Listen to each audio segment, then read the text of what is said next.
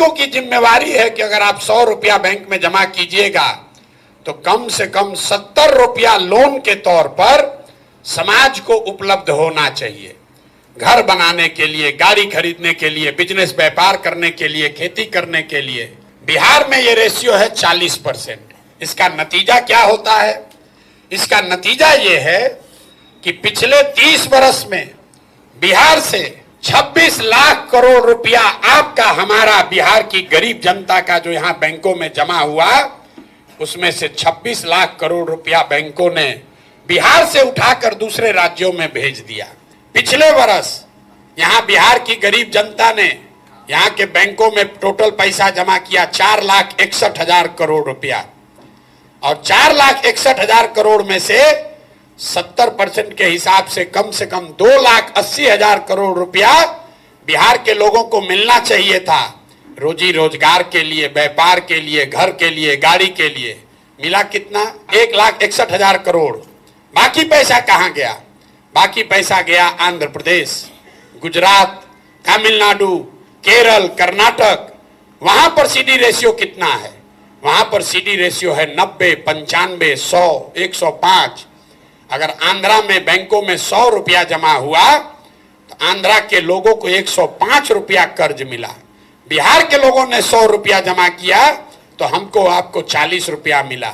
आप अंदाजा लगाइए, अगर 2.5 लाख करोड़ रुपया हर साल एक्स्ट्रा मिलने लगता तो कितने लोग अपना घर बड़ा बनाते, कितने लोग नई गाड़ियां खरीदते, कितने लोग नया रोजी रोजगार करते। ये पूंजी की ताकत है। अगर यहां पर सिर्फ सीडी रेशियो को सुधार दिया जाए, आप कहिएगा कैसे सुधरेगा? ऐसा नहीं है कि बैंकों की मनमानी है कि जितना मन होगा लोन देंगे, नहीं देंगे।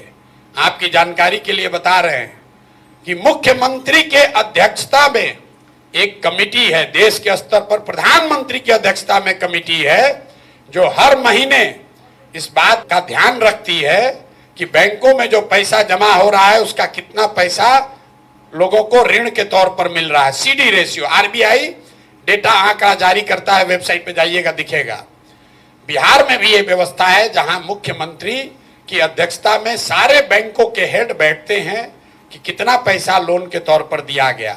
लेकिन जैसे बिहार में शिक्षक मुख्यमंत्री की बात नहीं मान रहा है, पुलिस वाला नहीं मान रहा है, डॉक्टर, पदाधिकारी, सीओ, बीडीओ नहीं मान रहा है, वैसे बैंक वाला भी उसका बात नहीं मान रहा है। लेकिन अगर सरकार की नीयत ठीक हो तो सीडी रेशियो को 3 से 6 महीने में ठीक किया जा सकता है। तो जो जन सुराज हम लोग जाकर गांव-गांव कह रहे हैं कि साल भर के अंदर यहां से सारे बेरोजगार लोगों को 10-12 हजार रुपए का रोजगार दिया जा सकता है, उसका आधार सीडी रेशियो को सुधारना है ताकि यहां पर लोगों को रोजी रोजगार मिल सके। अब इसका एक आप प्रैक्टिकल उदाहरण समझिए। गांव में मान लीजिए आपको बाल काटने आता है, बाल काटने आता है, आपके पास 20,000 रुपया है, आपने 5 साल 7 साल मेहनत किया, किसी सैलून में काम किया, 20,000 रुपया बचाए। अब आपकी इच्छा हुई कि हम एक सैलून खोलें, सैलून खोलेंगे, उसमें 4 आदमी को नौकरी भी देंगे, अपना परिवार भी चलाएंगे। सैलून खोलने जब आप गए अपने शहर में तो पता चला कि यहाँ तो 1 लाख रुपया लगेगा तब सैलून खुल पाएगा। तो आप नेचुरल, आपका प्रयास है कि आप बैंक में जाइए ताकि 80,000 रुपया आपको मिले और आप 1 लाख में सैलून खोल लीजिए। 80,000 को सैलून चलाकर धीरे धीरे वापस कीजिएगा। जब बिहार में पूंजी उपलब्ध नहीं होता है तो आदमी क्या करता है? बाल काटने उसको आ रहा है लेकिन पूंजी नहीं हुआ, अब बचा उसके पास अपना 20,000, तो उस 20,000 को खर्च कैसे करता है? वो 5,000 रुपया, 4,000 रुपया खर्चा करता है, किसी नौकरी के दलाल को देता है कि बॉम्बे में, दिल्ली में किसी सैलून में हमको नौकरी दिलवा दो। फिर 2,000-2,500 रुपया में ट्रेन का, बस का टिकट खरीदता है ब्लैक में कि हम लदाख और बोरा की तरह कम से कम दिल्ली, बॉम्बे पहुंचे। 5-7 हजार रुपया खर्चा हो गया। अब बचा उसके पास 15,000, 12,000। वहां बॉम्बे, दिल्ली गया तो वहां जो खोली वाला है तो 3 महीने का एडवांस ले लिया, 5-7 हजार वो भी चला गया। 1-2 हजार रुपया का जो बर्तन बासन है उसमें खर्चा हो गया। तो आप देखिए पूंजी की महत्ता। आदमी को बाल काटने आता है, आदमी वही है, अगर उसको 80,000 रुपया मिल जाता लोन के तौर पर तो यहाँ सैलून चलाता, 4 आदमी को नौकरी देता, एक छोटा व्यवसायी होता।